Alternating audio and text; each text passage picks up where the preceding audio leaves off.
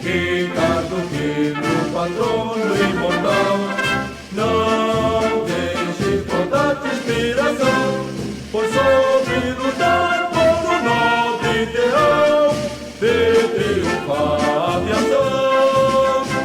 A Câmara de Vereadores de Campos dos Goytacazes presta com este documentário uma justa homenagem ao capitão do Exército Ricardo João Quirque, campista, nascido em 1874, filho de Richard Joseph Quirque e Rita Frutuosa Quirque.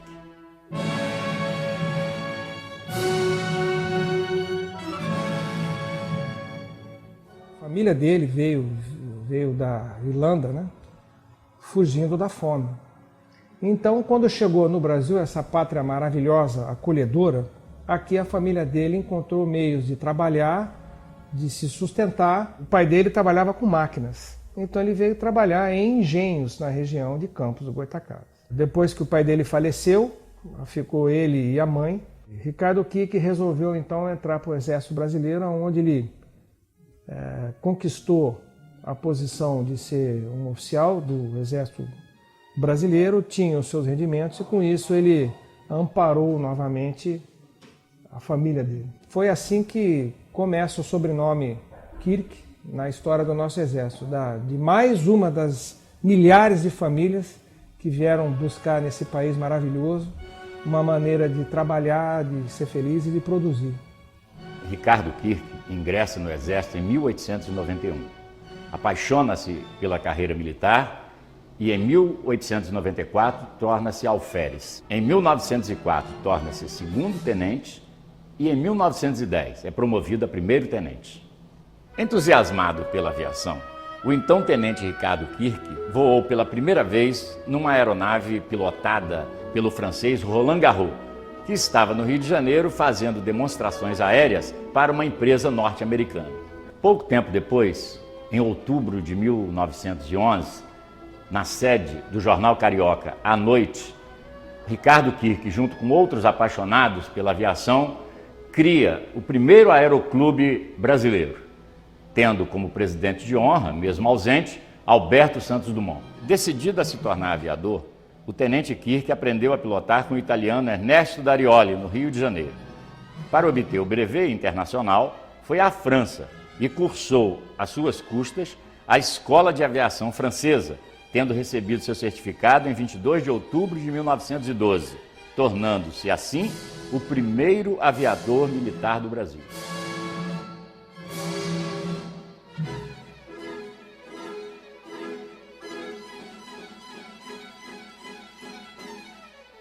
Um aviador realmente pioneiro, empreendedor.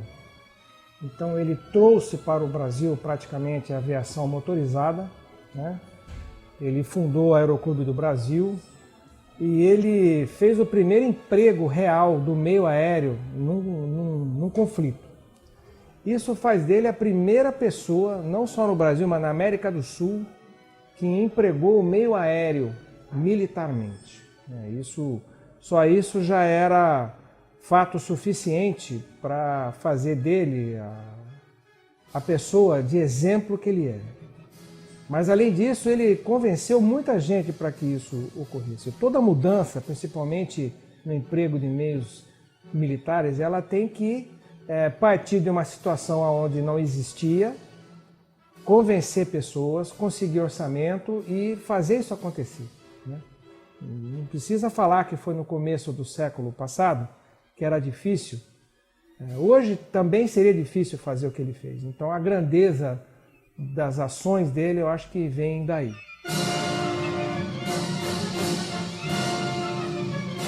Em 1887, foi projetada uma estrada de ferro que ligaria o Rio de Janeiro ao Uruguai, cujo traçado envolvia a região do Contestado. Em 1908, o industrial norte-americano Percival Farquhar adquiriu a concessão da estrada de ferro e o governo federal lhe fez a doação de 15 quilômetros de terra a cada lado da linha férrea, permitindo-lhe também retirar toda a madeira que pudesse para exportação. Farquhar construiu a maior madeireira da América do Sul na região. Na área do contestado, a ferrovia e a madeireira de Farquhar empregaram, entre 1908 e 1913, cerca de 8.000 trabalhadores, inclusive de outros países, distribuídos ao longo de 372 quilômetros de ferrovia. Terminada a ferrovia e as madeiras para exportação, os trabalhadores foram demitidos. Revoltados, começaram a atacar as construções das empresas de Percival Farquhar.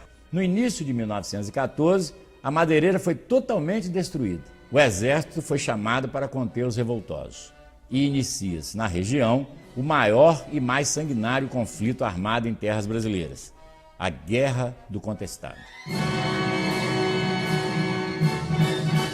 Esse movimento foi tão grande, tão forte, que envolveu mais de que 50% do exército brasileiro na época. Para que realmente as forças oficiais pudessem apaziguar, pudessem controlar a situação que estava difícil de ser controlada, aí vem a presença do quê?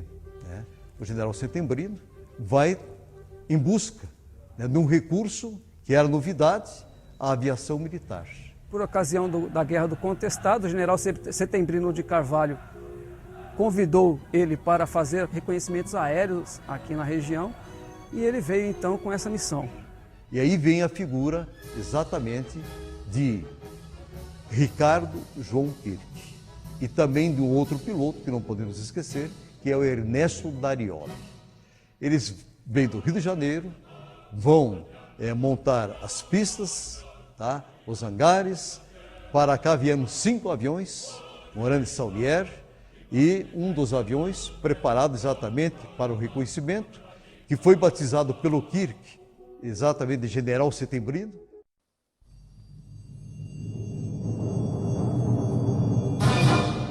Dia 1º de março, aonde saiu da pista o piloto italiano Ernesto Darioli, com uns 10, 15 minutos de antecedência, e depois saiu o Kirk, devido ao seu avião ser de 90 HP, mais poderoso, melhor, de 80 HP. Só que Darioli retorna com problemas e Kirk não retorna. Era mais ou menos 16 horas, quando veio a notícia de que havia, no quilômetro 42 ou 44, acidentado com o seu avião. Hoje é onde existe exatamente a Cruz do Aviador, o primeiro acidente da aviação do Exército, aqui na nossa região, e também o primeiro acidente da América do Sul. No dia seguinte, o carroceiro, o seu Miguel Tchaikovsky, trouxe em sua carroça o corpo do Kirk. Chegaram num colono por perto, levaram o corpo. Ali foi feito um caixão de improviso, até trazerem para Porto União.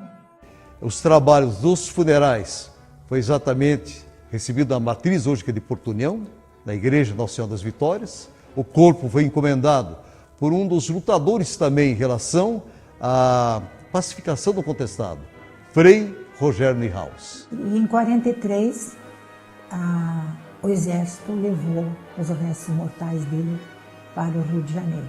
Os restos mortais do capitão Ricardo Kirk foram sepultados numa cripta em frente à de Alberto Santos Dumont, o pai da aviação, no mausoléu dos aviadores, no cemitério São João Batista, no Rio de Janeiro. Em dezembro de 1995, os restos mortais do capitão Kirk foram trasladados para o Comando de Aviação do Exército em Taubaté, São Paulo, onde foi erigido um monumento em sua homenagem. O que motivou a trazer Ricardo Kirk para cá, os restos mortais dele, né? É que eu acho que aqui o destaque é maior. Aqui ele é o aviador que a gente procura tirar do exemplo dele os valores, aqueles que eu falei, né, para os futuros pilotos do Exército, né? Eu tô certo que com os restos lá no Rio de Janeiro, nós estaremos mais distantes dessa possibilidade de mostrar quem foi Ricardo Kirk para os futuros aeronavegantes do nosso Exército. Bom, O Exército continua rendendo homenagens ao primeiro aviador militar, Ricardo Kirk, reconhecendo a sua importância para a aviação brasileira. o Exército ele tem várias maneiras de preservar a memória nacional, né, de seus heróis. Uma delas, uma muito simples, é a denominação histórica para as unidades. O Comando de Aviação do Exército, né, ele tem o nome histórico de Brigada Ricardo Kirk. É uma maneira muito simples, mas que tem um simbolismo muito forte. As comemorações em si do centenário, a aviação do Exército repetiu algo que ela faz ao longo de todos os anos. Dessa vez, como o centenário foi um pouco mais pomposo, né? Mas a gente vai até o local do acidente que vitimou Ricardo Kirk. Então, lá perto da cidade de Porto União, a gente vai até lá com uma representação e faz uma homenagem. Esse ano nós levamos o curso de pilotos que a gente está aqui, todos os 20 alunos, levamos 3 aeronaves, eu fui pessoalmente para a gente fazer uma homenagem para Ricardo Kirk no local do acidente que o vitimou. O que mais me encantou, vamos dizer assim, foi a participação da população. O local do acidente é no terreno, é um local de difícil acesso. Já foi uma estrada de tropeiros que fazia a ligação do norte com o sul, né? Mas no meio do mato, sem nenhuma estrutura, para nenhuma dama se sentar, para nada, tinha uma quantidade enorme de populares, maior do que a quantidade de militares que eu levei. E naquele momento, quem fez o uso da palavra foi a dama da cultura local. A região é muito influenciada por Kirk, por causa do acidente e do que aconteceu lá há 100 anos atrás. O pessoal de lá manteve a tradição. E a partir dessa história toda, nós nos reunimos e resolvemos então elaborar uma praça, confeccionar uma praça aí em algum lugar do município de Porto União, chamada Praça Capitão Kirk, para deixar mais assim efetivada essa parte da história. E eu acho que vai ser mais um marco muito forte na história do contestado, né? Vai trazer ali nessa praça, nós queremos fazer relatos de como que aconteceu a vinda do Capitão Kirk, como é que aconteceu o acidente, por que que aconteceu, fatos que aconteceram na história do contestado, e isso vai trazer também vai incrementar um pouco mais também o turismo aqui na nossa região, pelo fato de ter acontecido aqui na nossa região esse acidente com o Capitão Kirk. E como os 100 anos de morte do Capitão Kirk, nós resolvemos então, a ideia partiu do professor Boldori, né, que queria fazer uma miniatura, né? Nós vamos fazer na escala real. E estamos aqui construindo, já fizemos o corpo, que foi para o batalhão, que está sendo feita a ferragem, que vocês já viram lá, e aqui nós estamos construindo as asas. Essa asa aqui já está pronta e aquela está finalizando. Essa asa aqui, para ter uma ideia, ela tem uma envergadura de praticamente 11 metros, né? E o corpo do avião vai ter mais ou menos entre 6 e 6,5. Isso a gente, por que essas diferenças? Porque isso aqui é um avião de 1908, 1909, né, o desenho, é um desenho francês, e que não se tinha conhecimento de aerodinâmica, então precisava muito mais asa do que corpo para poder voar. As nossas cidades estão investindo bastante nessa questão de turismo, trazendo turistas para que vejam aonde começou a aviação militar no Brasil. Toda a grandeza do movimento, a maior guerra da América Latina, né, com a participação da aviação militar e, claro, que do Capitão Kirk também envolvido nesse contexto. Vem ao encontro da nossa necessidade de divulgar tanto o vulto Ricardo Kirk, quanto um herói nacional que merecia ter mais destaque nos nossos livros escolares. A aviação é que agradece. O interesse pela trajetória do capitão Ricardo Kirk ultrapassa as fronteiras do Exército e das Forças Armadas, sendo motivo de estudos em universidades e fruto de pesquisa de historiadores.